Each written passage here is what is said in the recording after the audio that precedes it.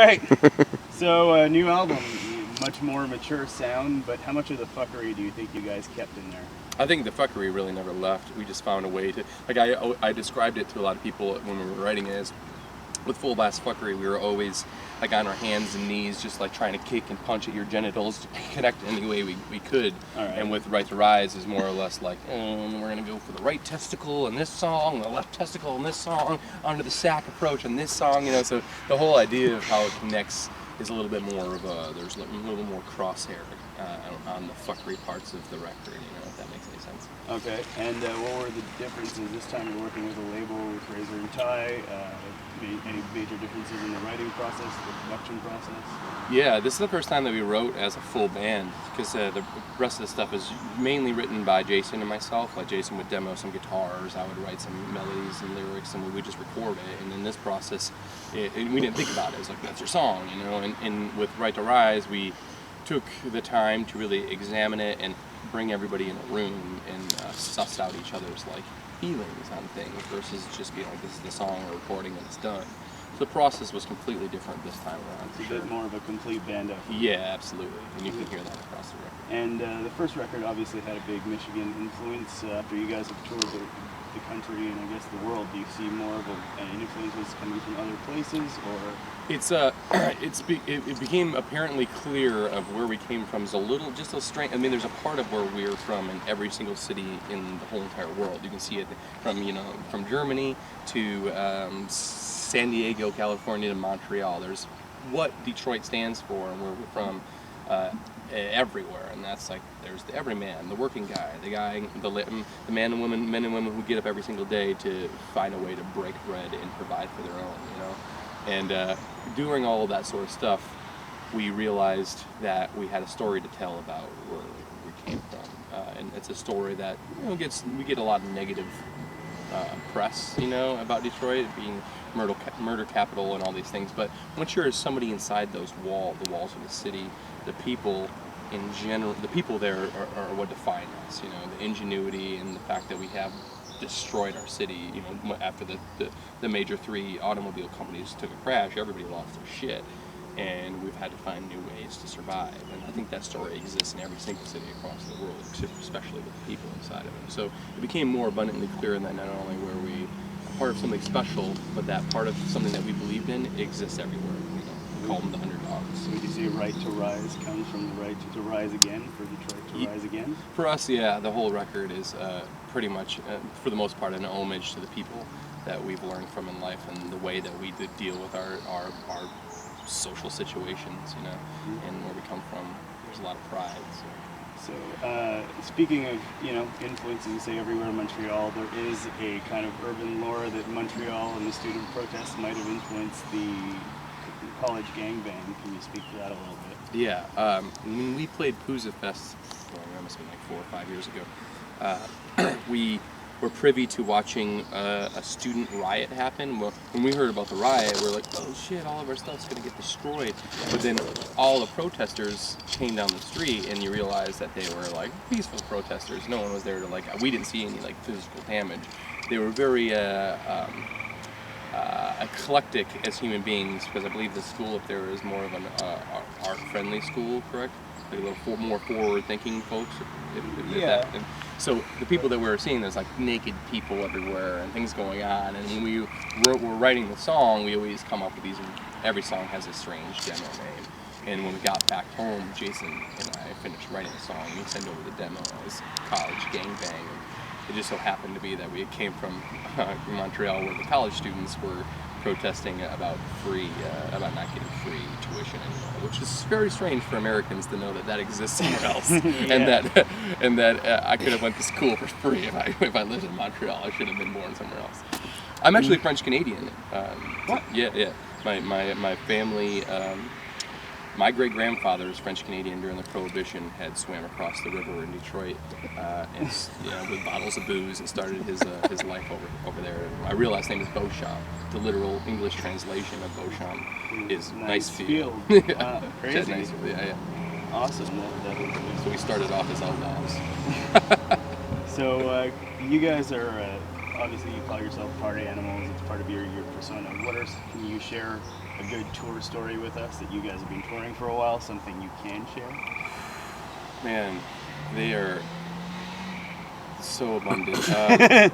Trying to think of something recent. I almost died on a cruise ship we did motorboat. Motorhead. Yeah, with Motorhead. Yeah, I almost met Lemmy because I was stuck in the infirmary for an entire day on IVs because that company Fireball, the whiskey, Yeah. they had like tapped us to like create all this media stuff for them while being sponsors on the boat.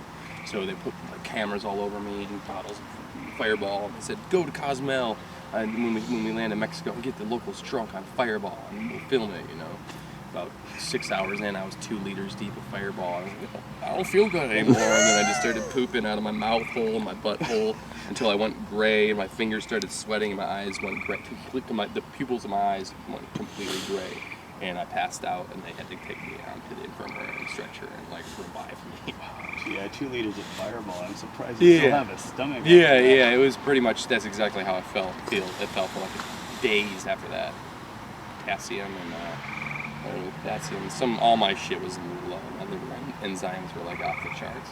And on top of that, you have to perform on the boat. Yeah, and we still had to play the next day and do meet and greet. So if you ever see the bundle of photos that had been taken, it's like me standing here making the same face.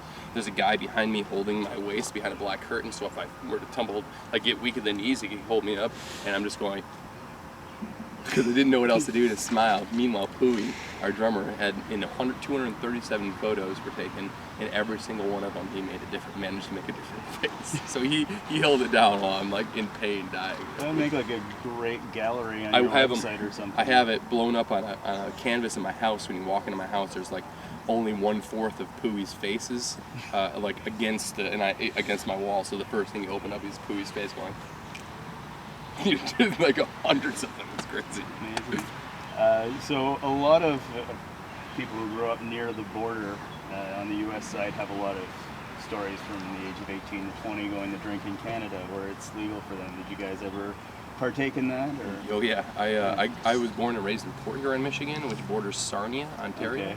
So when I turned 19, even before I turned 19, but when I turned 19, it was Who's City, and there was this really shitty strip club that we would go to as kids all of the time, and this little shithole bar that we became like regulars in, all like, you know, every Thursday, Friday, and Saturday we would end up being in Canada. So he had like our pictures on the wall and stuff like that. I went back like a few years ago to see the bar, and pictures were still up there. It was 19. We were always over the So fond memories of Canada, if you remember them. Tons of them. We almost didn't get let back across the border a few times because dudes were like had already puked on themselves in the car, and you're just like driving.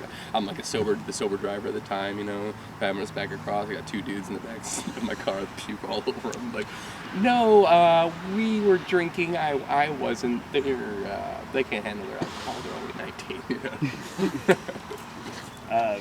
So Heavy Montreal coming up, you guys are going to be playing. What do you guys think of the festival vibe? Like, what's different for you guys than touring? Well, I mean, the festivals in general for us are they're huge opportunities. I mean, we're a relatively small band still, so they're huge opportunities for us to meet people, and for those people to see us play live. And if you've heard like maybe whispering about Wilson, you know, you'll definitely at least have the opportunity then to go see it while you obviously are going to be paying to see the headliners.